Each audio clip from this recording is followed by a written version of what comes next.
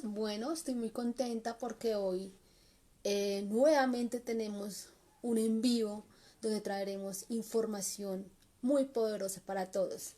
En este momento, pues estamos comunicándonos con la doctora Mariana Mora. Ya la vamos a escribir para que se conecte el día de hoy y podamos hablar de ese tema tan importante son las preguntas frecuentes en enfermedades autoinmunes. Entonces, le voy a decir que se conecte. Ahí ya está la doctora, la voy a saludar aquí y te voy a mandar la invitación, Doc, para que puedas eh, entrar a nuestro live. Cualquier cosa, tranquila, volvemos a empezar. Bien, eh, por este medio me cuenta si te llegó la invitación por WhatsApp o algo. Bueno, parece que esta vez fue muy rápido. Aquí estoy viendo, creo que el consultorio de la doctora eh, Mariana Mora. Hola, Doc, ¿cómo estás? Bien, un gusto estar aquí contigo. Gracias por la invitación. ¿Me escuchas Bueno. bien? Sí, ya te estoy escuchando mejor. Al inicio sí un poquito de distorsión, pero ya te escucho muy bien. Eh, Ok. Doc, yo de verdad te quiero agradecer mucho por haber sido parte de este espacio.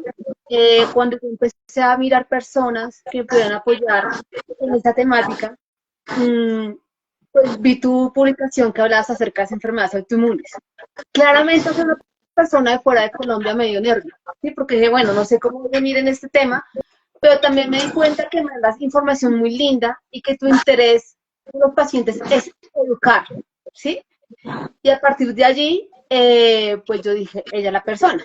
Y te cuento que ha pasado algo muy interesante con dos personas y son efectivamente de Venezuela, ¿sí? Que ambas quieren es como Diana, que todo salga lindo, que todo salga perfecto y quizás que no se nos vaya la luz, que no nos pase nada, o sea, como que se preocupan mucho por el bienestar del otro, ¿sí? Algo que Sí, realmente me pareció súper maravilloso, porque más allá de decir yo soy la médico, se preocupan es por dar información valiosa. es así. Estoy Bueno, escuchando algún ruidito, Doc. No sé si allá ya paró. No sé si soy yo o eres tú. No sé si los demás están escuchando o si tienes algún elemento cerquita que como que interfiera. ¿un qué? No, no, no tengo nada. Yo te Ok, escucho claro. listo, Doc. Perfecto. Doc, bueno, cuéntanos un poquito Probablemente, acerca de ti. probablemente la cobertura, la cobertura, la línea, pues seguramente hay interferencia, pero yo te escucho claro. Y Listo. bueno, primero que nada, quería agradecerte, estoy muy feliz de compartir contigo este espacio y bueno, con todas las personas que se conecten. Mi nombre es Mariana Mora, para los que no me conocen, soy especialista en medicina interna y reumatología. Estoy aquí ubicada en Venezuela, específicamente en el estado de Aragua y en el distrito capital. Y Diana muy cariñosamente me invitó a formar parte de este proyecto, de esta iniciativa maravillosa que ella tiene, que es darle voz a todos esos individuos que tienen una condición de salud crónica y sobre todo de origen inmunológico. Gracias Diana, un placer estar contigo hoy. Bueno, doctora Mariana Mora. Eh, Saludos, ahí está conectada una de mis pacientes. bueno, me alegra mucho que se conecten pacientes porque la idea es esto, que saquemos todas las dudas que tenemos. Porque algo que yo te comentaba, Doc, y que también le hice la pregunta a la doctora Mantilla, que es de Colombia, a la doctora Carolina Muñoz, y es que uno ve por internet, yo me lo paso en grupos, y ve muchas cosas en internet, entre esas el automedicarse, ¿sí? O el, ay, mira, esto me sirvió a mí, yo te mando la fórmula y te la mando exacta. De manera que si te dijeron, tú tienes que tomar X medicamentos, no voy a nombrar medicamentos porque me da miedo, ¿sí? Y tú tienes que tomar en tal fórmula, ¿sí? O con tal gramaje, creo que es gramaje la palabra, tú me corriges con todo, tienes todo el derecho de tu especialidad, que la toman igualita, ¿sí? No acuden a preguntar de pronto, oiga, venga, un médico que me ayude. Por eso yo creo un espacio. Doc, vuelvo y insisto con esta pregunta y creo que siempre que tenga un médico enfrente les voy a preguntar para que de alguna manera nos llegue esta información y es qué tan bueno es medicarse entre pacientes, automedicarse o leer una fórmula en internet y aplicarla para mí. ¿Qué tan bueno es eso? No, bueno, no es para nada bueno, Diana. no se debe automedicar el mismo paciente ni compartir los planes terapéuticos, ¿ok? Porque la patología puede ser diferente tanto en las manifestaciones clínicas como el desencadenante en cada individuo. Por eso somos individuos y por lo tanto nuestro plan terapéutico debe individualizarse, ¿ok? En el caso de las enfermedades reumáticas que son poligénicas, es decir, que existen diferentes o muchos polimorfismos genéticos, alteraciones en los genes, ¿ok? No van a compartir a veces los pacientes la misma alteración genética. Puede ser que uno tenga un tipo de alteración genética que lo hace predisponente a desarrollar, por ejemplo, el lupus, y puede que otro paciente tenga otra alteración genética, ¿ok? Los síntomas probablemente de este paciente, las manifestaciones clínicas del paciente A, pueden ser diferentes a las del paciente B, y no solo con respecto a lo heterogéneo de las manifestaciones clínicas, sino que también puede ser que a un paciente esta medicación no sea tolerante a esta medicación, le produzca una reacción adversa, un efecto adverso, y al otro paciente simplemente le va muy bien, ¿ok? Entonces no se deben compartir los planes terapéuticos porque cada paciente es diferente, pero sí estoy totalmente de acuerdo en que se apoyen mutuamente, en que compartan su experiencia como paciente con esta patología, ¿ok? Que se informe, que se compartan información, que se eduque, que creen redes de apoyo entre ellos mismos, que se cree una comunidad entre pacientes. En eso sí estoy de acuerdo. Y bueno, lo que puedan compartir entre ellos básicamente van a ser medidas en generales, cambios en el estilo de vida, pueden compartirse dietas, el protector solar que están usando, que le va muy bien, que cubre más del 70%, esas cosas sí. Pero como tal el fármaco, el plan terapéutico sí debe ser individualizado y debe ser indicado por un especialista, no por el propio paciente.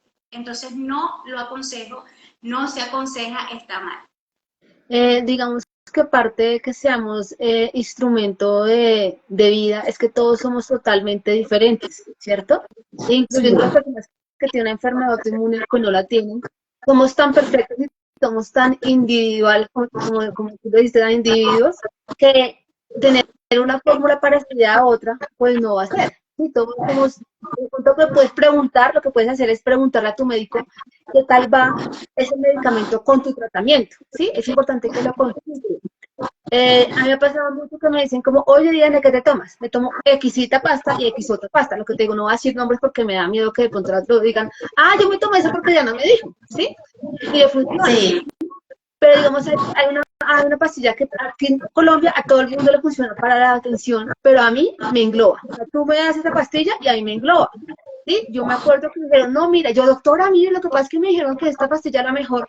Yo pues probé una porque realmente sí puede funcionar, pero realmente pues las gracias haciendo efecto, pero si tú quieres la probamos. Doctora, dame un a veces pasarela, creo, a veces puente peatonal, y yo me sentía englobada, ¿en qué momento llego al cielo? Porque yo me sentía encima, ¿sí? Entonces sigan muchas instrucciones médicas, es importante también entender algunas pastillas también afectan la parte emocional, ¿sí? A mí, esa pastilla que te digo, que es buena para, todo el mundo la recomiendo aquí, menos yo, pero es mi historia, ¿sí? A mí me hacía poner triste, me hacía poner, no, yo lloraba con esa pastilla, yo mejor dicho me siento por allá de una nube, en qué momento voy a volar, me siento re mal. ¿Sí? Entonces es importante comunicarnos acerca de esta temática. Uno de los temas más importantes, Doc, es que también nosotros los pacientes autoinmunes sentimos muchos dolores. Sin embargo, la pregunta aquí es, ¿en qué momento o si es posible no sentir dolor? La respuesta es sí. Sí puedes optar o sí puedes esperar vivir sin dolor. Pero como yo parto de que la educación o la información nos da poder, ese es mi grito de guerra, mi botón a la acción, quiero primero aclarar qué significa la palabra dolor. ¿Okay? La Asociación Internacional para el Estudio del Dolor lo define como una experiencia, ¿ok? Sensorial y emocional desagradable asociada a una lesión real o potencial, ¿ok? Bien, también quiero aclarar que existen varios tipos de dolor. que está el dolor nociceptivo, el neuropático, el psicógeno y el nociplástico. Y que lo más frecuente es que el paciente o un individuo experimente no solo uno, sino dos o más tipos en conjunto, lo que se llama dolor mixto, ¿ok? Mientras más mixto sea mi dolor, más complejo o va a ser controlarlo, ¿ok?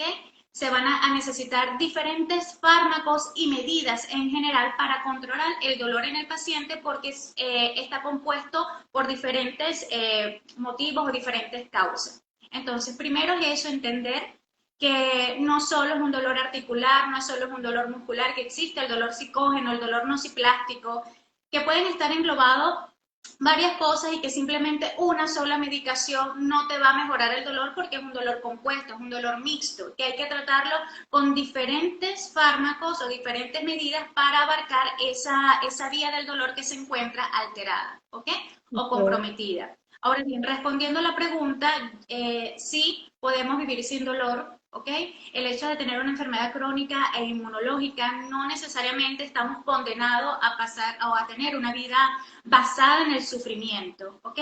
Eso va a depender primeramente que acudas al especialista, que tomes la medicación y sobre todo la actitud y la percepción que tenga el paciente de sí mismo, de su condición de salud y sobre el dolor, ¿ok?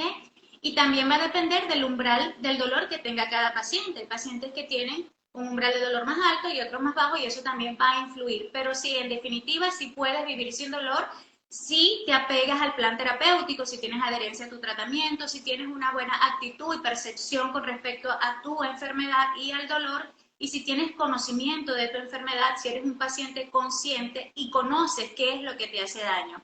Porque a veces no es la enfermedad de base lo que te está ocasionando el dolor. ¿Ok? Yo puedo tener artritis reumatoide, pero resulta que la ocupación que tengo me genera una carga excesiva en X articulación y entonces la enfermedad puede estar controlada, pero yo puedo estar ocasionándome un dolor por otra causa. ¿Ok? Entonces, pero sí, en definitiva sí se puede vivir sin dolor. Gracias, doctor. Doctora, de algo importante y de la cual, digamos, me caracterizo mucho cuando voy a mis citas. Yo voy al Centro Reumatológico de Investigación Reumatológica en Colombia, y es la actitud, ¿sí? Yo creo que la actitud hacia un tema, y ya como tú lo dijiste, la unión entre la psicología y la medicina, sí, también juega un papel importante las emociones. Yo, como paciente, te voy a decir que cuando yo me enteré que tenía lupus, ya tres emociones importantes, estas emociones son primarias, ¿sí? La primera emoción que yo sentí fue miedo, ¿sí? ¿Por qué miedo? Porque es algo desconocido, ¿sí?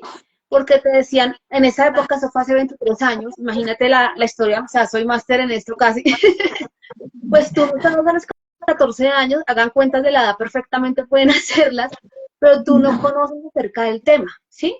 Entonces, la función principal del miedo es sentirte protegido, pero también, así te dicen que tus defensas se están atacando a tu cuerpo. Entonces, el sentirte que me tengo que proteger de mí misma, me enloqueció el tema, ¿sí? ¿Cómo así que me tengo que proteger de mí misma? ¿Sí? Y es algo emocional que se trabaja en consulta, ¿sí? De qué me tengo que proteger. De algún evento que me creó culpa, ¿sí? De algún evento que me creyó exclusión, eso lo trabajamos ya en consulta, ¿sí? Mi segunda emoción fue la rabia, ¿sí? Porque considero que la enfermedad como que tengo el lupus, pero cualquier enfermedad que a ti te digan que tienes, te genera rabia porque de acuerdo a la rabia, tú sientes que tu propósito de vida no va a ser el mismo y de alguna manera cambia, ¿sí? Sin embargo, hay un proceso de adaptación en lo que tú haces para poder volver a lo que tú quieres, ¿sí? Yo quiero estudiar psicología, estudio psicología, muchas cosas las he cumplido, pero muchas cosas no, te quedan inconclusas, ¿sí? Y la tercera emoción que yo sentí fue la tristeza, ¿sí? Que es cuando tú, como, oiga, venga, ya que sé que es esta enfermedad, que me estoy protegiendo a nivel médico, ahora la tristeza es como, venga, alguien que me acompañe en este proceso para poder lograrlo, ¿sí? Donde busca amigos, familia, y crea una red de apoyo que es lo que yo quiero crear aquí. Por eso estoy entrevistando a personas que hablen de herramientas, a médicos funcionales, a médicos reumatólogos, a personas que sepan, para que las personas cuando tengan una duda puedan preguntar. Es lo primero que yo creo que puede funcionar, ¿sí? Aparte de estas tres emociones, y fue por donde salió la pregunta que te voy a hacer, hay un tema es que uno sale y entra en remisión, ¿sí? ¿Qué pasa cuando uno entra en remisión? Pues uno se siente contento, ¿sí? Pero cuando uno vuelve y entra al tema, no sé cómo nombrarlo aquí, ya tú me dirás, aparte de esas tres emociones, llega una que es la frustración, porque o la culpa también, como qué hice yo malo para volver a estar nuevamente con estos medicamentos, que pasé de tomar una pastilla o tomar 8. ¿Sí? ¿Cuáles serían para de pronto no llegar, no sé si eso se puede, no llegar otra vez al tema y estar siempre en remisión, pero cuáles son esas causas físicas y emocionales para que entre o salga un paciente en remisión? Porque si es bastante frustrante, bueno, lo hablo por mí, estar saliendo y entrando y no sé, bueno, ya estoy bien, pero a ti, no, mira, tuvimos estas plaquetas de y no sé, pero ¿qué fue lo que hice? ¿Cuáles crees que son tus causas, no, sino, cuáles crees que son las causas físicas y emocionales para entrar o salir en remisión? Ok, bueno, primero que nada, partiendo de la educación, ¿qué es la remisión? ¿Ok? La remisión no es más que el control de la enfermedad, no es la cura. La remisión es cuando logramos el control tanto clínico, es decir, físicamente, los síntomas, como desde el punto de vista de los biomarcadores que están negativos y control desde el punto de vista de paraclínico cuando nuestros valores de laboratorio están normales. Ahí hablamos de remisión, del control de la enfermedad, más no de la cura, porque las enfermedades crónicas inmunológicas no tienen cura, pero se pueden controlar perfectamente, ¿ok? Ahora bien, también es importante que sepan que existen dos tipos de remisión. Está la remisión parcial, que es aquel paciente que tiene más de 6 meses sin síntomas, con biomarcadores negativos, exámenes de laboratorio normales, pero que aún está en tratamiento. Y está la remisión total, que es aquel paciente que tiene más de un año sin síntomas, con biomarcadores negativos, resultados de laboratorios normales y sin tratamiento. ¿Ok? Entonces, ya conociendo realmente qué es la remisión y que existen dos tipos, también es importante que los pacientes sepan que existen índices para medir la actividad. ¿Ok? Existen índices de actividad que el médico aplica en la consulta para saber si el paciente está en baja actividad, actividad moderada o actividad severa. En todas las patologías de reumatología existen los scores o existen estos índices para medir la actividad y así el médico puede tomar decisiones para ajustar tratamiento, para quitar tratamiento o para modificar el plan en general, el plan terapéutico en general. Entonces, es importante que el paciente sepa que en la consulta con el especialista se le debe calcular sus índices de actividad para saber cómo está. Si está baja, moderada, severa o si ya entró en remisión y si esta remisión es parcial o es total. Ahora bien, ¿qué influye para lograr esta remisión? ¿Qué aspectos físicos? Mira, en general van a depender de muchas cosas, ¿ok? Va a depender de la edad de inicio de la patología. Se sabe que a mayor edad, o sea, si es un inicio en la adultez mayor, pues la probabilidad de entrar en remisión es mayor, ¿ok? Va a depender de las manifestaciones clínicas que presentó el paciente cuando debutó con la enfermedad, ¿ok? No es lo mismo haber debutado con simplemente, en el caso del lupus, con caída del cabello o la fotosensibilidad, a un paciente que debutó con una nefritis lúpica o con el neurolupus, ¿ok? Entonces, la probabilidad de que aquel que los síntomas fueron más leves llegue a la remisión es más alta. Entonces, aparte de la edad, de las manifestaciones clínicas de inicio, también tiene que ver mucho la etnia. Las enfermedades reumáticas tienen predisposición o más prevalencia para ser más agresiva en una etnia que en otra, ¿ok? Y eso también influye la raza como tal. Lo otro que influyen es el factor desencadenante. Si yo como paciente tengo de diagnóstico una enfermedad inmunológica, pero yo me sigo exponiendo a un factor desencadenante, esa enfermedad no se va a controlar. Así yo tenga 10 fármacos en mi plan terapéutico, si yo me sigo exponiendo a ese factor ambiental que me está activando el sistema inmunológico, que me lo está descontrolando, no voy a lograr el control de la enfermedad, ¿ok? Por ejemplo, si yo como paciente con lupus me expongo al sol, yo voy a mantener esa actividad lúpica siempre, así tome la medicación. Si yo como paciente de cualquier enfermedad inmunológica soy fumador activo y todavía estoy utilizando o tengo un hábito tabáquico activo, yo voy a seguir activando ese sistema inmunológico y haciendo que se produzcan los autoanticuerpos, ¿ok? Y no voy a lograr el control de la enfermedad. Por esa parte. También tiene que ver la ocupación, ¿ok? La ocupación siempre, para mí, no me puede faltar al momento de interrogar al paciente a qué se dedica. Porque la Okay. ocupación, la experiencia me ha dado que la ocupación tiene mucho que ver también en el control de la enfermedad, ¿ok? Y si no trabaja fuera de casa, sino que está en el hogar, detallar qué está haciendo en el hogar, porque hay actividades que hacen los pacientes que van a favorecer que la enfermedad entre todo el tiempo en un círculo vicioso del dolor, por ejemplo, ¿ok?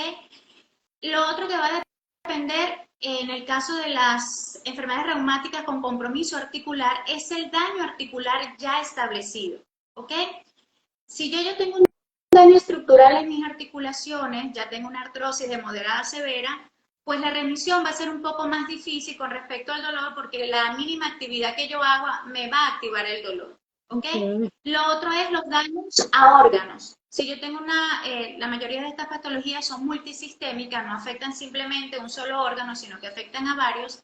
Si yo como paciente con lupus tengo una nefritis lúpica y evolucioné a una enfermedad renal crónica, pues va a ser una patología un poco difícil para llegar a la remisión, pero no imposible. Pero básicamente esos son los aspectos que influyen en que un paciente entre en remisión o no, más allá de Ok, la Doc. Me remisión.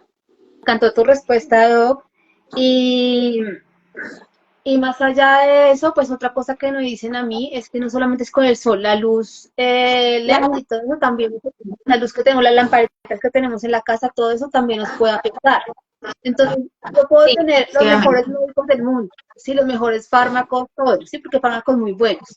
Pero si de pronto la alimentación no es buena, si me dicen, no, mire, para su riñón usted no puede comer esto y usted la pasa comiendo X cosa, pues ya desde el nivel de conciencia uno dice, bueno, pues es que, ¿cómo hacemos? ¿Sí? De pronto hay alimentos que los pueden suplir, ¿sí? Todo lo que es algo muy interesante y algo que también le pregunté a la doctora Mantilla, y es que la mayoría de personas que tenemos lupus, ¿sí? Eh, pues la mayoría de veces da en la etapa reproductiva y más se da entre mujeres, ¿sí? ¿Qué pasa cuando a una persona le dicen que tiene un diagnóstico de lupus ya a una edad tardía? Creo que es lo que tú me explicabas ahorita, Diana, no se llama lupus de ancianos ni viejas, sino lupus tardío, ¿sí? Eh, Ok. donde tú me explicaste eso, ¿sí? ¿Qué pasa cuando una persona tiene lupus tardío y aparte, pues, su género es hombre, ¿sí? Que de pronto que no se habla mucho de estos temas, sino que más hablamos de enfermedades autoinmunes en mujeres, pero no en hombres. Estos son más graves cómo le dice a una persona de pronto que tenga esta edad ya mayor, como diga, usted tiene que cambiar su estilo de vida, tiene que comer esto, si la persona dice, yo toda la vida he comido esto y he hecho esto, y pues hasta ahora fue que me dio esto, por eso la edad, ¿sí? Entonces, no. La primera pregunta frente a esto, entre el lupus tardío, es ¿qué sintomatología pueden tener esas personas y más en el género masculino? Pues si quieres hablamos de los dos, femenino y masculino. Mm, pero es más grave, es menos grave, ¿cómo se maneja esta temática? Ok, bueno, volvemos a la educación. Primero quiero aclarar que el lupus eritematoso sistémico no es un cáncer. Okay. La mayoría de los pacientes y de la sociedad, así no seas paciente, hay una creencia, no sé en Colombia, pero aquí sí, que el lupus es un tipo de cáncer, ¿ok? Uh-huh. No es cáncer, el lupus eritematoso sistémico es una enfermedad inmunológica, crónica, multisistémica y heterogénea, es decir, que tiene una variedad de síntomas y de signos, ¿ok? que puede abarcar y puede comprometer cualquier órgano de nuestro cuerpo, que se presenta o se desarrolla en un individuo que tiene una predisposición genética. Y existen más de 100 alteraciones genéticas que te pueden hacer desarrollar esta patología, ¿ok? Entonces, tienes un individuo que tiene una predisposición genética por alguna alteración genética que tenga, pero también ese individuo no basta con eso. Ese individuo tiene que haberse expuesto a un factor ambiental desencadenante, ¿ok? Fumar, trabajar en minerías, la inhalación de sílice, de polvos de carbón, la exposición al sol. Estar en situaciones de estrés continuo también es un factor desencadenante en un paciente genéticamente predispuesto y haber tenido previamente infecciones virales o bacterianas, ¿ok? Sí es más frecuente en las mujeres y sobre todo en la edad reproductiva, con un pico de incidencia entre los 20 y 40 años. Sin embargo, se presenta en la infancia, el lupus se presenta en la adolescencia, ¿ok? Y se presenta, exacto, como en su caso, y se presenta en el adulto mayor. Y a pesar de que es más frecuente en las mujeres, el hombre también puede desarrollar lupus eritematoso sistémico. En cuanto al hombre y la mujer, lo que se ha establecido en la literatura y la experiencia es que el lupus en el hombre no es tan florido, o sea, no es tan no es como realmente uno espera que suceda, ¿ok? Las manifestaciones clínicas van a ser diferentes, puede ser un cuadro de diarrea crónico que no encuentran la causa, pueden ser un síndrome febril prolongado, ¿ok? El lupus en el hombre es más agresivo, se presenta poco, pero cuando se presenta es totalmente agresivo. Es de difícil manejo, ¿ok? Y por eso hay que agarrarlo a tiempo, hay que diagnosticarlo precozmente e iniciar tratamiento de manera oportuna porque es más agresivo que en las mujeres. Esa es una de las diferencias. En cuanto a las manifestaciones clínicas, el hombre por lo generalmente puede debutar más con afectación renal, neurológica, pulmonar, hacer serositis como derrames pericárdicos, derrames pleurales, ¿ok? Y desde el punto de vista del adulto mayor, ¿qué va a variar? ¿Cuál es la diferencia entre, entre el lupus en jóvenes y el lupus de inicio tardío? Es que la edad de presentación va a ser mayor de 50 años. Es aquella persona que tiene más de 50 años y comienza con síntomas de lupus y a quien se le hacen los biomarcadores y tienen positividad para estos biomarcadores y tienen más de 50 años. Entonces, lo primero es la edad que ocurre o se presenta o debuta en mayores de 50 años y también las manifestaciones clínicas. Lo que se espera en una persona joven cuando debuta con lupus es que las manifestaciones clínicas también sean mayores, sean más agresivas, ¿ok? El paciente joven por lo general presenta fiebre, cansancio, pérdida de peso, dolores articulares, afectación del cabello, piel, mucosa, puede afectar el riñón, o sea, puede ser una manifestación clínica más compleja, a diferencia del lupus de inicio tardío, que son personas mayores de 50 años, que por lo general las manifestaciones clínicas más frecuentes van a ser las articulares, los derrames pleurales, el derrame pericárdico, los síntomas secos asociados a un síndrome de Sjögren secundario, el fenómeno de Raynaud, ¿ok? Esas son las clínicas más frecuentes cuando se debuta en la adultez mayor con lupus eritematoso sistémico. ¿Y a qué se debe esto? ¿Es que los ancianos son más privilegiados? No, sino que nosotros envejecemos por fuera, envejecemos por dentro y el sistema inmunitario no se escapa del tiempo, ¿ok? Okay. Nuestro sistema inmunitario con los años va a envejecer. Entonces, por eso es que uno ve a los abuelitos cuando se enferman que pueden estar muy infectados y no hacer un cuadro febril agudo como lo hace una persona joven. O sea, ellos simplemente se van apagando. Los síntomas son diferentes en los procesos infecciosos en los abuelitos y en las personas jóvenes. Es por eso, por algo que se llama la senescencia inmunológica. El sistema inmunológico también envejeció, no tiene la capacidad de activarse y de mantenerse como lo hacía cuando estaba joven y por eso en los procesos infecciosos los abuelitos están menos protegidos, por eso el cáncer puede aparecer más a esta edad porque también el sistema inmunológico ya no está tan activo para combatir esas células cancerígenas y en el caso de las enfermedades inmunológicas por esta misma senescencia inmunológica, la activación de los linfocitos T, la producción de los autoanticuerpos por parte de los linfocitos B es menor y por eso no va a haber esas manifestaciones clínicas tan agresivas y desde el punto de vista de los biomarcadores no todos van a estar positivos y si están positivos no están tan altos, ¿ok? También varía no solo desde las manifestaciones clínicas, sino desde los exámenes de laboratorio. Van a ser diferentes los resultados de un paciente joven en un paciente anciano.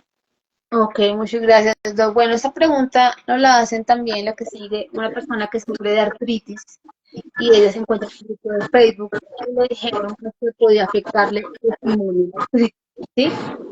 Es que tanto afecta a los pulmones la artritis, porque vemos que según mi conocimiento, creo que es algo articular, pero luego lo que le entiendo a ella, esto va más allá del dolor de las articulaciones. ¿Qué tanto afecta a los pulmones? Y que de pronto me se me ocurrió preguntar, ¿se afecta a otros órganos aparte de eso? Ok, primero que nada, cualquier enfermedad reumática puede afectar el pulmón, no solamente la artritis reumatoide. Cualquier enfermedad inmunológica puede comprometer el pulmón o todo lo que es el aparato respiratorio. En el caso de la artritis reumatoide, se sabe ya desde los años 50 que el pulmón y esta enfermedad van de la mano, ¿ok? Incluso más del 60% de los pacientes debutan o tienen afectación pulmonar antes del compromiso articular. Si bien la diana, el objetivo de la artritis reumatoide es dañar las articulaciones, el pulmón es uno de los órganos que más se compromete. ¿Y por qué? ¿Por qué la artritis quiere dañar el pulmón? ¿Ok? ¿Por qué la artritis compromete el pulmón en general? Porque, ¿qué pasa?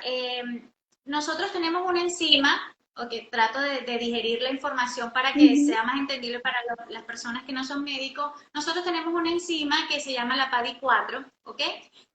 Que normalmente ella está haciendo cambios post-transduccionales, ¿ok? En nuestro cuerpo, pero ya se sabe que los pacientes que tienen artritis reumatoide tienen una alteración genética en esta enzima, ¿ok? Entonces tienen esta enzima defectuosa. Entonces, si yo tengo esta enzima defectuosa que tiene un papel en mi organismo normalmente, fisiológicamente, ella está haciendo cambios post-transduccionales y está generando péptidos cíclicos citrulinados, pero yo tengo una alteración, ¿ok? En esta enzima. Y si yo soy una persona que trabaja en una fábrica de cemento, que se expone a la arena, que se expone constantemente al polvo del sílice, ¿okay? Que está en muchos minerales y en muchos componentes de la tierra. Si yo soy un individuo que está constantemente expuesto al humo del cigarrillo, ¿ok? Esas partículas nocivas entran a mis pulmones, yo las inhalo, entran a mis pulmones y el sistema inmunológico en el pulmón las tiene que atacar porque es algo extraño, ¿ok? Entró esa partícula nociva, yo me tengo que activar, yo tengo que eliminar esas partículas. Entonces, en el pulmón se encuentra esta enzima, ¿ok? Que es la PADI4, pero como la tenemos alterada porque tenemos una alteración genética en esta enzima, el paciente que la tenga, no todos la tienen, ¿ok? Pero el paciente que la tenga, si tienes esta alteración genética y aparte eres una persona que te expones a partículas nocivas, que inhalas partículas nocivas, ¿ok? Se va a aumentar la producción de estos péptidos a nivel pulmonar, porque tienes una enzima que está alterada, va a empezar a producir excesivamente estos péptidos que el sistema inmunológico los va a tomar como algo extraño, como algo dañino y va a empezar a producir autoanticuerpos dirigidos contra esos péptidos que está produciendo esa enzima en exceso porque la están estimulando esas partículas nocivas, por ejemplo, de sílice o del humo del tabaco. ¿Ok? Entonces, ¿cuál es este anticuerpo? El anti-CCP. Los pacientes que tienen diagnóstico de artritis deben de estar familiarizados con este anticuerpo porque él es el específico para artritis reumatoide. Cuando tú quieres diagnosticar la artritis reumatoide, aparte de los síntomas, del tiempo de evolución y de los reactantes de fase aguda, se solicitan dos biomarcadores, ¿ok? Uno es el factor reumatoide, no sé si lo has escuchado hablar, Sí. y el otro es el anti-CSP, que son los anticuerpos dirigidos contra los péptidos cíclicos citrulinados que produce esta enzima, ¿ok? Entonces, Este es el anticuerpo que se va a formar allí en el pulmón porque el paciente se está exponiendo a algo que está activando y está desencadenando todo este proceso a nivel pulmonar. Entonces, ese anti-CCP que se produce a nivel pulmonar y también se produce a nivel articular, van a favorecer la presencia tanto de artritis como de daño pulmonar. Y el daño pulmonar puede ser en las vías respiratorias, en la pleura o en el propio parénquima como tal pulmonar, y están, una de las afectaciones más frecuentes es la enfermedad pulmonar intersticial y los nódulos reumatoideos, ¿ok? Ok. Es la manifestación clínica de compromiso pulmonar en la artritis reumatoide. La artritis reumatoide es una enfermedad multisistémica que puede afectar también el corazón, los vasos sanguíneos, ¿ok? Pero básicamente su órgano diana son las articulaciones. Ok. No, muy interesante todo lo que nos estás contando porque nos estás contando todos los componentes que hay ante una enfermedad, y eso es importante. También en Facebook hicieron esta pregunta, dice, ¿por qué a pesar de tomar la medicación adecuada, a veces quita el dolor, pero luego de un tiempo vuelve? ¿Qué le responderías a este paciente? Ok, porque no solamente influye la medicación, podemos tener la medicación adecuada, la dosis adecuada, pero hay un factor que no es menos importante, insisto, en la ocupación, ¿ok? A mí como paciente me diagnostican artritis reumatoide, me dan mi medicación, inicio mi plan terapéutico, yo soy un paciente consciente, soy un paciente que tiene adherencia al tratamiento, ¿ok? Pero resulta que yo soy estilista. Ujú. Entonces estoy todo el día en esto, me va a doler la muñeca, me va a doler mis articulaciones, ¿ok? Y no tiene nada que ver con la artritis, sino con lo que yo hago. Ok. Resulta que tengo ese diagnóstico, pero soy personal de mantenimiento, estoy todo el día limpiando, trabajando, resulta que soy albañil, plomero, ¿ok? Incluso las mismas tareas del hogar te pueden ocasionar dolor. Entonces a veces no influye solamente la medicación, que es una pregunta muy frecuente en los pacientes, porque tengo dolor si estoy tomándome el medicamento que usted me indicó. Entonces, básicamente mi consulta se basa en hacer consciente al paciente. A muchos les recomiendo que lleven un diario del dolor, ¿ok? Que les digo, mira, vas a notar cuando apareció el dolor, vas a notar qué hiciste 3 días antes. Si apareció hoy, si hoy amaneciste con mucho dolor, ¿qué hiciste 3 días antes? Sé un observador de ti mismo, sé un observador del dolor para yo poder saber si es por tu enfermedad o es por algo que tú estás haciendo. Nosotros llevamos mucho tiempo haciendo algo, por ejemplo, una mujer que está en su casa, que tiene toda la vida haciendo las mismas tareas del hogar con sus hijos en su casa, no va a entender o no entiende por qué ahora le duelen las manos cuando cocina, si ella tiene muchos años cocinando y eso antes no pasaba, ¿ok? Pero claro, tus manos ahora tienen 50 años, ya no Ah, tienen 20 años, ¿ok? Tus manos ya tienen 50 años, aparte de eso tienes una enfermedad que te diagnosticaron como la artritis reumatoide, que seguramente cuando se te inflamaron ya hubo un daño estructural en las articulaciones y ahora esas actividades que haces en casa que antes no molestaban, pues, ahora sí van a molestar. ujú. Pero el paciente no es consciente, no entiende por qué. Entonces es importante hacerle saber que nuestras articulaciones también con el tiempo envejecen, que debemos tener un diario del dolor. Si apareció el dolor hoy, yo les recomiendo que recuerden detalladamente qué hicieron los últimos 3 días, si caminaron, si fueron a hacer compras, si limpiaron, si hicieron alguna tarea, lo que sea, lo mínimo que lo anoten para ver si esa situación se repite, o sea, si cuando se vuelve a repetir el dolor coincide con alguna de esas tareas que él está realizando, ¿ok? Entonces, no solamente es la medicación y la dosis, de la medicación, podemos tener la medicación adecuada, podemos tener la dosis adecuada, podemos estar en remisión y aún así podemos tener dolor por algo que estamos haciendo. Y el dolor no solo es articular, también puede ser extraarticular. Puede Ujú. inflamarse en las articulaciones, en todas nuestras articulaciones se pegan los músculos, están unidos, están envueltas en tendones, ligamentos, y eso también se puede inflamar. Y no es un dolor articular, sino de una estructura extraarticular, ¿ok?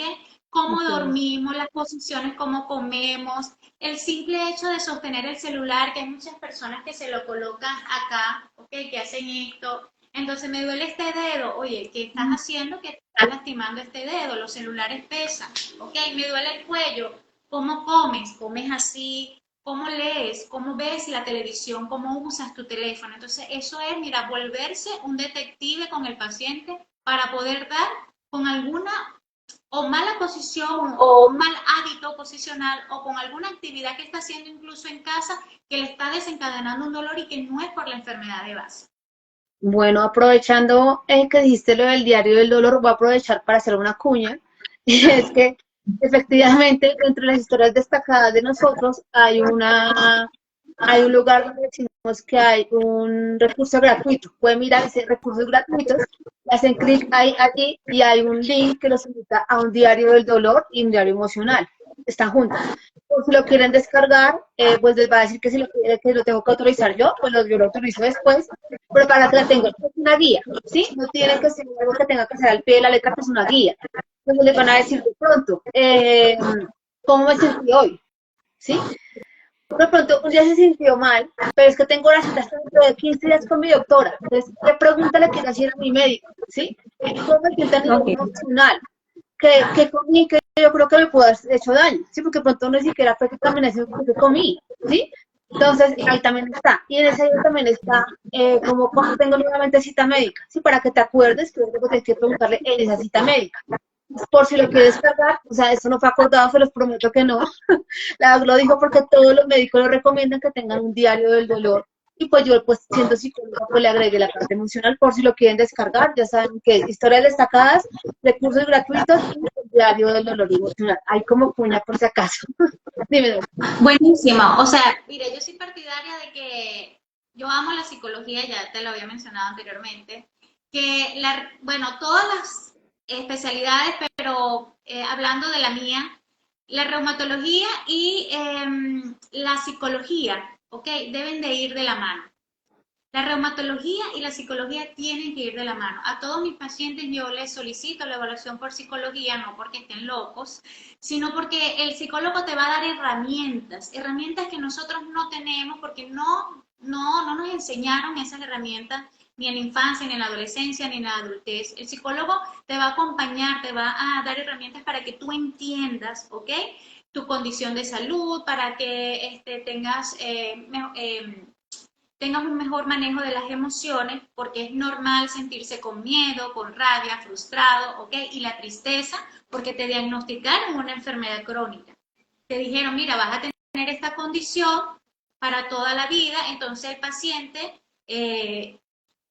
ignorante, porque todos somos ignorantes, todos en algún momento vamos a ignorar algo, el paciente que no sabe, porque es un paciente, no es un médico, a qué atenerse, qué va a esperar, cómo va a cambiar su vida, voy a poder ser madre, voy a poder ser padre, voy a seguir con mis estudios, voy a ser un profesional. Todas esas preguntas las tiene, ¿ok? Y hay unos pacientes que me encanta que son súper activos y preguntan todo, pero hay unos que no, que tienen pena, que son introvertidos, que no quieren hacer preguntas. Entonces, bueno, yo igual así no quieran, yo igual los abordo y los hago entrar en conciencia. Pero es normal sentir estas emociones, no es nada más tú, no es nada más el otro, no es porque yo soy más débil, porque yo pienso así, porque yo no puedo tener una buena actitud ante mi enfermedad. No la vas a tener porque no tienes las herramientas, porque no sabes cómo hacerlo, ¿ok?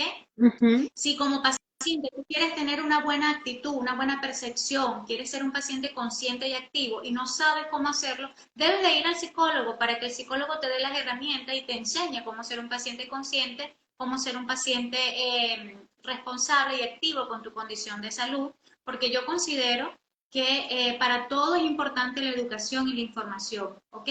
Si yo quiero hacer un negocio, yo necesito educarme sobre ese negocio, necesito tener experiencia, informarme. Si yo quiero tener una profesión, yo tengo que ir a la universidad, ¿ok? Para todo hay que estudiar, para todo hay que adquirir información, información confiable también.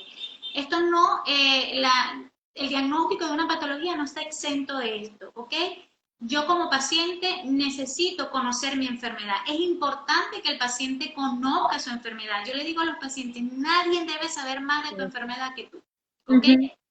Debes conocer tu enfermedad, debes aceptarla, debes hacerte amiga de ella, por beneficio tuyo, no por beneficio de ella. Debes hacerte, mira, ven acá, vamos a llevarnos bien, vamos a tener una buena relación, conócela, qué puedes esperar de ella, cuáles son las complicaciones. Oye, mira, mi enfermedad no le gusta que yo lleve sol, no voy a llevar sol, voy a usar mi protector solar. Oye, esta condición de base que yo tengo no le gusta que yo haga este movimiento para exprimir cuando estoy lavando la ropa, cuando estoy haciendo la limpieza, ¿ok? Entonces, es conocerla, es llevarte bien con ella por tu beneficio, es aceptarla y eso no te sientas mal si no lo logras, porque realmente no tenemos a veces las herramientas, para eso es el psicólogo. Entonces, para mis pacientes a todos los envío al psicólogo para que ese psicólogo les dé las herramientas para poder tener una mejor actitud y percepción de enfermedad y que sean un paciente consciente y que sea él quien lleve la enfermedad. No que la enfermedad te lleve a ti por el cabello, por un brazo, por la vida, no. O sea, tú eres este individuo que tiene una condición de salud, ¿ok? Que no te define, no te va a definir como persona, ni tiene por qué tener el control de tu vida. Tú eres el que tienes el control de esa enfermedad, pero solo lo vas a hacer si eres un paciente consciente, si eres un paciente que te informa, si eres un paciente que te adhieres al tratamiento. Y estoy de acuerdo en que tengas la iniciativa de crear estos cuestionarios, de crear estos instrumentos, ¿ok? Deberían haber muchísimos instrumentos para todas las enfermedades, para todas en general, ¿ok? No solo que sean instrumentos para clasificar o diagnosticar una enfermedad, sino para preguntarle cómo se siente. En reumatología hay muchos, ¿ok? Hay muchos cuestionarios que se le pueden preguntar al paciente. Yo no los pongo a llenar, pero siempre les pregunto cómo estás durmiendo, cómo te sientes con esto, te puedes vestir, los estoy viendo si se visten solos, si se pueden peinar, o sea, todas esas cosas, dependiendo del grado que uno ya la experiencia te da de qué paciente puede tener alguna actividad cotidiana comprometida, pero sí existen, en reumatología existen cuestionarios para pacientes para que ellos los llenen y expongan allí cómo se sienten con su patología. Súper, doctor. Mira que algo que tú has dicho es acerca de las emociones y, y yo siento que nos exigen mucho con ese tema, ¿sí? Y es que ayer en una consulta me decía, Diana, me dijeron X cosa mi diagnóstico, pero me dicen que sea valiente y que no sienta tristeza, ¿sí? Y lo que yo digo es como, tú ya al saber de tu enfermedad, ya eres valiente porque te has pasado por varias cosas y las has vivido de buena manera, ¿sí? Eh, pero es válido sentir esa tristeza, ¿sí? Es válido sentir esa emoción, ¿sí? Pero también pienso que las emociones son para reflexionarse, para entrar en ti, pero no para quedar. Es ahí donde tenemos que actuar, ¿sí? Nosotros podemos tener tristeza, pero no vivir con tristeza, que es otro tema diferente, ¿sí? Claro, si a mí me dicen que tengo un tema que no, que dice todo el medicamento, que yo siento que me porté súper bien y que no ha mejorado nada, claro que va a sentir tristeza y frustración, porque que hice las cosas que tenía que hacer. Pero ya vivir para la enfermedad, pues ya es otro cuento. Y entender también que tú no eres la enfermedad. Yo creo que eso lo he insistido muchas veces, sino que la enfermedad hace parte de tu vida, ¿sí? Tú eres más que una artritis, tú eres más que una escoliosis, tú eres más que un lupus, ¿sí? Tú tienes una vida y tu propósito de vida no se puede ir, bueno, no sé si me solamente para caño, puede ir por el mundo, ¿sí? Entonces, bueno, no se puede ir por otro lado y no centrarte en que tienes metas, ¿sí? No centrarte en que tienes familia, de que tienes amigos, de que tienes que estudiar más, no centrarte en varias cosas, ¿sí? O mandar todo por un tubo ya, ¿sí? No, es importante saber que tenemos más cosas aparte de nacimos para disfrutar la vida. Y que si bien es cierto, hay cosas que no podemos hacer, sí, hay cosas que de pronto nos condicionan un poco, hay cosas que sí te puedes aportar al mundo. Y digamos que mi moneda de cambio por el universo son estos en vivos. Si das la información, porque aquí no estamos cobrando nada, simplemente estamos educando al paciente y por eso hacemos esos espacios. Ya me lo están pidiendo presencial aquí en Colombia, vamos a ver cómo hacemos aquí, tenemos que pedir autorización, pero la idea sí es esa. Ya la gente está entiende. Otra pregunta que me dice que están haciendo en redes es ¿a qué crees que se debe a que un paciente se sienta mal, pero que todos sus exámenes indican que están bien? Están bien, yo diría que entre comillas, ¿sí? Pero ¿a qué crees que se debe? Voy a hacer un momentico la cuarta y ya, sí. Okay.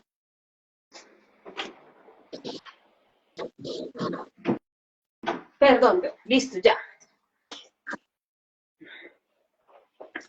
Listo. ¿A qué se debe que un paciente se sienta mal pero sus exámenes estén bien? Primero tenemos que preguntarle a ese paciente qué es eso de mal, qué llama a esa persona mal.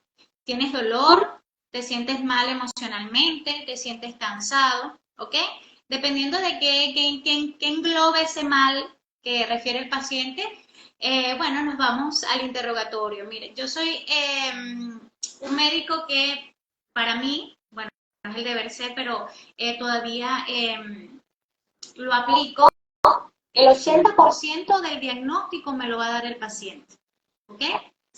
Si yo quiero saber qué está pasando con ese paciente, yo lo tengo que interrogar, pero completísimo. O sea, yo digo a veces que, bueno, parezco un detective privado, que todo se lo pregunto. Tengo que indagar qué está pasando con ese paciente y luego me voy al examen físico. ¿Ok? Y ya el 20% restante me lo van a dar los resultados de los laboratorios, de los exámenes de laboratorio, que van a confirmar o descartar eso que yo estoy pensando, que me lo dijo el cuerpo del paciente y me lo dijo el verbatim del paciente. ¿Ok? Entonces yo parto de allí. Si el paciente se siente mal, es identificar a qué se refiere él con mal. Tiene que acudir a control para interrogarlo, para examinarlo. Y si en los exámenes de laboratorio todos están normales, bueno, buscar las causas de ese mal. Si es emocional, bueno, tratar la parte emocional. Y si es dolor, volvemos a lo mismo, la ocupación. La mayoría de mis pacientes, una vez que mejoran las actividades que hacen en su casa y en su trabajo, mejoran los síntomas, ¿ok? Ellos dicen, pero si yo tengo 10 años trabajando en esa misma empresa, ¿por qué ahora me dice usted que subir y bajar las escaleras de esa empresa es el causante del dolor de mis rodillas? Porque lo es, porque tus rodillas no eran las mismas hace 10 años, porque tienes sobrepeso y tus rodillas sostienen tu peso, porque tienes una mala alineación, porque hay una deformidad en valgus, en varos, porque no tienes el arco del pie bien pronunciado, sino que está disminuido, ¿ok? Entonces, esas malas alineaciones, deformidades que tenemos en nuestras extremidades, sobre todo en los miembros inferiores, pueden desencadenar dolor o que el paciente entre y salga en un círculo vicioso de dolor, ¿ok? Pero siempre está relacionado con lo que está haciendo el paciente, con la actividad que él está haciendo. Y por eso podemos encontrar los exámenes de laboratorio bien, pero el paciente puede referir alguna alteración. Ok, vamos para la última pregunta. Si alguno tiene otra pregunta, la puede ir haciendo. Si no, finalizado. Es una pregunta que me causó mucha curiosidad que también voy a responder yo. Y es, si peleo con mi pareja, ¿se me pueden bajar las defensas? Si peleas con tu... Bueno, imagínate, todos estuviéramos inmunosuprimidos. Bueno, la gran mayoría. Mira, el sistema inmunológico o nuestras defensas se pueden afectar con la ansiedad y la depresión. Eso está estudiado, ¿ok? La ansiedad y la depresión nos permiten que nuestro sistema inmunológico esté un poco deprimido, ¿ok? Pero no estamos inmunosuprimidos. Pero esa situación constante de estrés sí causa alteración en la respuesta inmunológica, ¿ok? Lo ideal sería llevar una vida sin estrés, aunque parece difícil, pero es posible, ¿ok? Y bueno, tener relaciones sanas efectivamente, pero sí puede alterar nuestro sistema inmunológico. Yo te voy a responder también esa pregunta porque me causó mucha curiosidad y más como esta persona le echaba la culpa toda a su pareja, ¿no? La responsabilidad y no sé si esté bien, ¿sí? Y no sé si haya volver aquí como, ¿cómo se le ocurre hacerme esto? Pero es importante lo que dices tú, tener buenas relaciones interpersonales y más con la pareja, ¿sí? Sin embargo, que esto no sea símbolo o signo de manipulación, ¿sí? Que me suena más como, tú no me puedes decir nada a mí porque se me bajan las defensas, ¿sí? Eso es otro punto totalmente diferente que al saber manejar la relación. ¿Que van a haber problemas? Sí. ¿Que van a haber discusiones? Sí. Pero como manejas tu relación emocional, de poder hablar, de poder decir, ven, no estoy de acuerdo con esto, sea lo que sea la relación, es algo que tienes que aprender a manejar, ¿sí? Y no hablar de pronto de, esta persona es culpable, por eso es que no me puedes decir nada ahora. Ahora yo puedo hacer lo que yo quiera, ¿sí? y puedo manipular la situación, porque es que si tú me dices algo, me dices hola fuerte, entonces pues, me va a enfermar. Eso es otro punto totalmente diferente que a mí me llamó la atención también esa pregunta, porque yo dije, pues sí, claro, no solamente con tu pareja. Si tú tienes un nivel de estrés que se pues, cambia, pues va a afectar tus emociones y va a afectar, pues claramente tu organismo, ¿sí? No solamente con tu pareja. Pero hacer tan específica la pregunta es cómo te sientes con esta persona realmente te está apoyando, ¿sí? Y si no te está apoyando, pues mi pregunta es, ¿qué haces ahí? ¿Sí? Donde no te apoyan, donde tienes una red de apoyo, ¿sí? Entonces, hay varios desencadenantes sobre esta pregunta, es, uno, mirar que no sea manipulación y que tú no digas como, ay, aquí no puedo hacer nada, sino que solamente lo que yo diga. Y si tú sientes que tu pareja no te está aportando, pregúntate qué hago yo aquí y por qué estoy aquí, ¿sí? Porque otro tema que siempre dicen es que esta persona de pareja está sacando lo peor de mí, ¿sí? Porque me estoy enfermando más con esto. Pregúntate más bien, ¿quién integró eso en ti que ahora se vuelve un desencadenante para tu enfermedad? Esa es realmente la pregunta que te deberías hacer, ¿sí? Para mirar tu parte emocional. Mira que no sea manipulación y mira si entonces esa pareja apoya tu causa, ¿sí? Porque muchas parejas se van en el camino cuando existe una enfermedad, ¿sí? De pronto, puede que se hace a tu pareja, entonces revísalo bien, esto va más allá de una pregunta en Facebook y me encanta que lo pregunten, pero si siento que va más allá. Y ahora sí la última pregunta, porque no pregunto por aquí, pero si me están pasando por interno por aquí. Quería aportar algo con respecto a eso. Es cierto que el paciente que tiene, o sea, la persona que se le diagnosticó una enfermedad crónica, una condición de salud crónica, es la que sea, su vida va a cambiar un poco, van a aflorar todas estas emociones primarias como las que ya hablamos, pero también es importante que ese paciente sepa que no es nada más el único afectado, ¿ok? También se ve afectado su madre, su padre, los hermanos, su pareja, el entorno familiar cambia. No es solamente la vida de él, el entorno familiar también cambia. Sus familiares también van a sufrir, van a sentir tristeza, frustración, van a sentir rabia, ¿ok? De por qué mi familiar le diagnosticaron esto, cómo puedo hacer yo para hacerle la vida más fácil. El paciente no es el único afectado, es el que más se afecta, porque es el que está con la condición de salud crónica, pero su entorno también se ve afectado. Y entonces no solo va a cambiar la vida del paciente, sino del entorno familiar. Y es importante que no solo el paciente acuda a terapia, sino que la familia también acuda a terapia para que logren engranarse, logren llevarse bien, dejen el papel de víctima, se hagan responsables de sus acciones, ¿ok?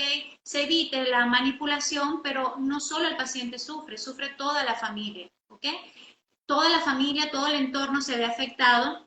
Y también hay algo muy importante que, en pleno 2024, los pacientes con enfermedades reumáticas, a pesar de que, bueno, cada vez el esfuerzo es mayor, todavía no se sabe muy bien de estas patologías. Son enfermedades que la sociedad no maneja los conceptos, no son rechazados por la sociedad, creen que son personas con alguna discapacidad, ¿ok? Entonces, en el caso de esa paciente con la pareja, ¿ok? Tiene que ver que a lo mejor su pareja tampoco la está pasando bien porque no sabe cómo enfrentarse a esa situación, no sabe qué hacer, no sabe porque él no sabía, obviamente, que su pareja le iban a diagnosticar eso. O si ya está con esa persona con el diagnóstico, bueno, no tiene las herramientas para saber cómo convivir con una persona con una condición de salud crónica, y es importante que asistan a terapia. Bueno, partiendo de la idea de la red de apoyo que nuestra familia no sabe nada acerca de nuestra enfermedad. A mí me dio lupus a los 14 años y cuando tuve 36 años yo estaba muy mal, ¿sí? Entonces en la terapia que les voy a contar esta historia. Y le dije a mi mamá, hija, tienes que ser fuerte. Llegó un momento que le dije a mi mamá, no puedo más. Pídele a Dios para que sea lo mejor para mí. Dile eso a mi mamá, a ver qué opina, que te dio la vida. Luego de un tiempo me enteré que tanto mi papá, mi hermana y mi mamá se arrodillaron ante Dios y le dijeron que sea lo mejor para ella. Creo, o siento, no sé la religión de cada uno, es si lo hablo desde mi creencia, que tu segundo mejor regalo que te puede dar tu mamá o tu familia es entregarte a Dios y que sea lo mejor. Y quiero decir a los tres, que gracias, pero especialmente a mi mamá, que cumple años, y quiero decirle que lo ha hecho muy bien. Y que no ha sido Ay, fácil para nadie ni para madre. ninguno. Gracias. Que no ha sido fácil para nadie y menos para ella, que ha habido momentos que yo digo, yo a la edad que tengo, 38 años, ya les dije mi edad, cuando ella tenía 37 años me dio lupus. Yo a mis 38 años no tendría en mi mente cómo manejar eso. O sea, no sabría cómo manejar a una adolescente de 14 años, yo no sabría cómo manejar la enfermedad con lupus. Entonces, por eso, hoy que mi mamá cumpleaños, la admiro mucho, porque supo hacer tarea, ha sabido hacer la tarea. Entonces, creo que mi papá, mi mamá y mi hermana, que se arrollaron ante Dios, el peón fue por mi vida y que fuera lo mejor para mí, fue el segundo regalo que me pudieron dar. Y hoy le doy gracias a mi mamá que cumpleaños hoy por haberse arrodillado en ese momento, porque dije, mami, no puedo más. Le dije a mi hermana, me acuerdo que esa vez dormimos las tres juntas y dijimos lo que Dios quiera, porque yo no aguantaba más. Sí, sin embargo, Dios obró en mí y aquí estamos, ¿sí? Pero quería hacer ese paréntesis, ya que lo tocaste, y aprovechar para hacerle un feliz cumpleaños a mi mamá y decirle que la tarea la he hecho muy bien. Voy para una última pregunta, ahora sí, pues, que me están haciendo por interno. Yo sé que tienes una agenda, mejor dicho, y que ese espacio lo diste por muchas cosas. Y es, Diana, ¿qué es el neurolupus? Yo ahí sí me perdí. Cuando me preguntaron eso, yo dije, no tengo ni idea qué es el neurolupus. Creería que tiene que ver con algo de la cabeza o algo así, pero me decían como, es que estoy teniendo tiempos en que me desoriento, ¿sí? Y me decía que es algo del neurolupus. Y yo decía, mira, voy a aprovechar a preguntarle a la doctora porque no tengo ni idea, así que cuéntame por esto. Bueno, como mencioné que el lupus es una enfermedad multisistémica, el cerebro o el sistema nervioso central no se va a escapar de él. No todos los pacientes van a tener compromiso del sistema nervioso central, eso tiene que ver con la agresividad, la alteración genética y los biomarcadores que estén positivos, ¿ok? En cada paciente, pero sí puede afectarse. Puede ir desde psicosis, ¿ok? El paciente puede tener alucinaciones, puede tener depresión, ansiedad, puede haber inflamación como tal y está asociada a la vasculitis del sistema nervioso central con el lupus, ¿ok? Es inflamación de los vasos, de las arterias, las grandes, las pequeñas, hay un proceso inflamatorio y también pueden haber eventos isquémicos, ¿ok? Por el lupus cuando están asociados los anticuerpos antifosfolípidos, ¿ok? El antifosfolípido es un síndrome que se caracteriza por eventos trombóticos en diferentes partes del cuerpo y están asociados a la positividad de autoanticuerpos contra los fosfolípidos de la membrana celular. Entonces, el sistema nervioso central en los pacientes con lupus, cuando se ve afectado, tiene que ver a veces por la asociación con vasculitis o con eventos trombóticos del síndrome antifosfolípido, ¿ok? Pero sí, es una manifestación frecuente, sobre todo en lupus en edad joven, ¿ok? Ok, Doc, eso es algo que me da mucho miedo tener esos momentos de no lucidez, algo que yo me distingo es por la memoria. Me preguntan del año 2004 y yo me acuerdo. Sí, esto no tiene nada que ver con el Alzheimer, ¿cierto? Esto no tiene nada que ver con ese tipo de enfermedad. Ok. No, pero soy partidaria de que nosotros tenemos que entrenar nuestro cerebro. Lectura, ¿ok? Si eres un paciente que, bueno, que no estudió ninguna, no fue a la universidad, no estudió ninguna profesión, puedes leer en casa, mantener el ejercicio del cerebro, leer libros, hacer crucigramas, sopas de letras, mantenerlo en actividad y si tú ves que eres un paciente que tu familiar te dice, oye, tienes cambios de humor raros, o que estás teniendo alucinaciones, o que estás deprimido, que estás ansioso, que tienes dolores de cabeza insoportables, no esperes caer en la hospitalización. Acude a tiempo al especialista, porque eso es lo que va a marcar la diferencia. En cuanto al paciente, el tiempo que se pierde cuando se presenta el síntoma a cuando acudes con el especialista, ahí va a marcar la diferencia.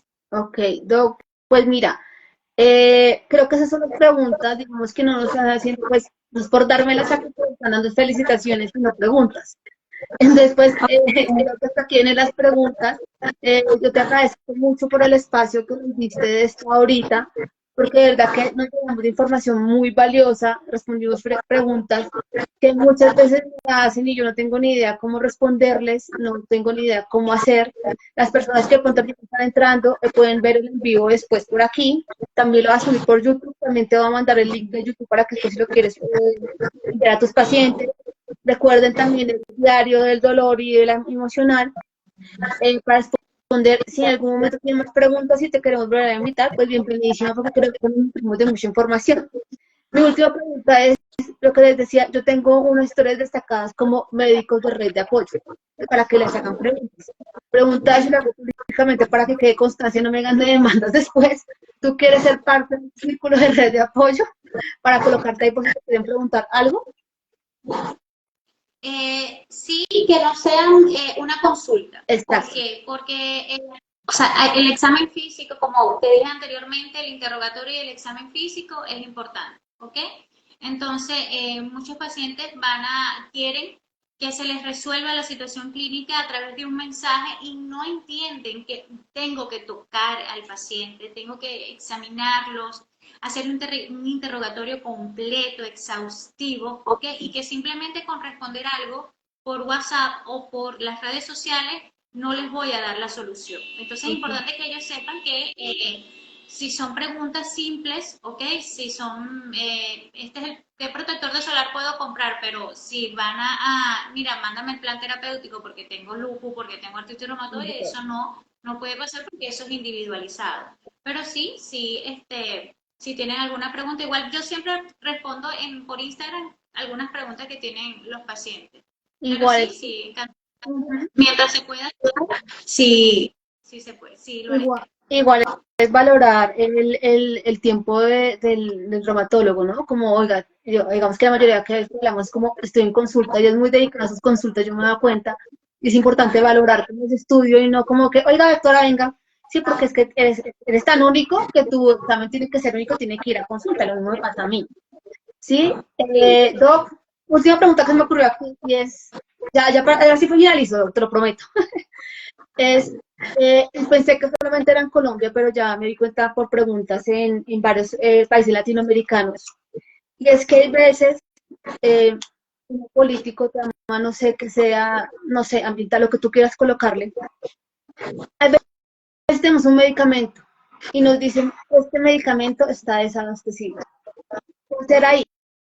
Sí, porque pues mira, gente en Nicaragua que le ha pasado, mira, Santo Domingo, en Colombia pasa mucho, no sé si en Venezuela pase, pero si nos dicen no, el gobierno produce el medicamento o no es el medicamento, vamos a sanidad produce este medicamento, ya no se va a traer ese medicamento al país, al que hacer.